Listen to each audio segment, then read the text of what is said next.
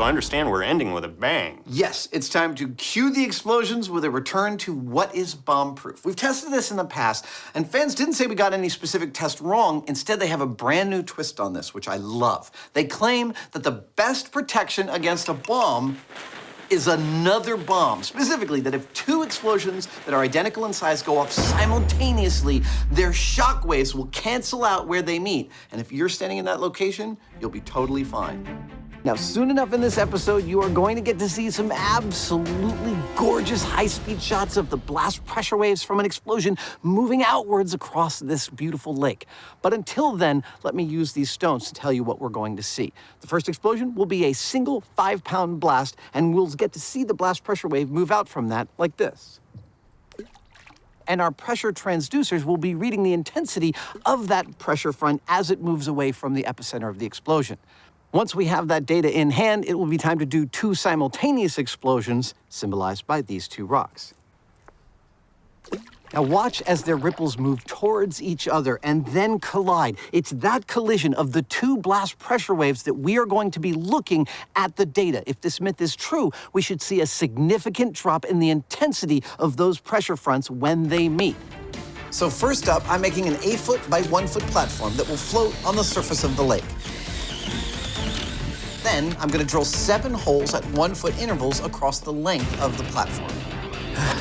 Another good use for a cowboy hat. Into each of those holes, I am putting a 6-foot length of Schedule 40 pipe. Awesome. At the very top of each piece of pipe will sit pressure transducers, which will measure the exact blast pressure of our explosions. One down. Once in position on the water, the guys will set off a single blast.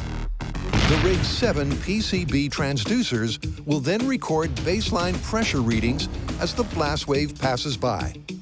Next comes blast 2, an identical double explosion, where the rig will help reveal if the pressure readings where the two waves meet goes up, down, or sees no change at all. Here we go, this is for real.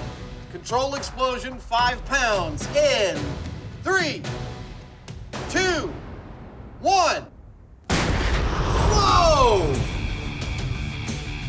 So the data was clean. The nearest sensor showed 135 psi, and it evenly lowered to the last sensor at 25 psi. Now for the next test, instead of one blast, we're going to have 2 blasts on opposite sides going off at exactly the same time, the same distance, and those numbers, those pressure readings, will change. How exactly, we don't know. They could go down, they could go up, they could cancel each other out, but that's what we're looking for. Okay, 2 blasts canceling each other out, maybe, in 3, 2, 1. Wow. I felt that one. That was a bone rattler. In real time, it's impossible to see if the experiment was a success. But the high speed shows it was exactly that.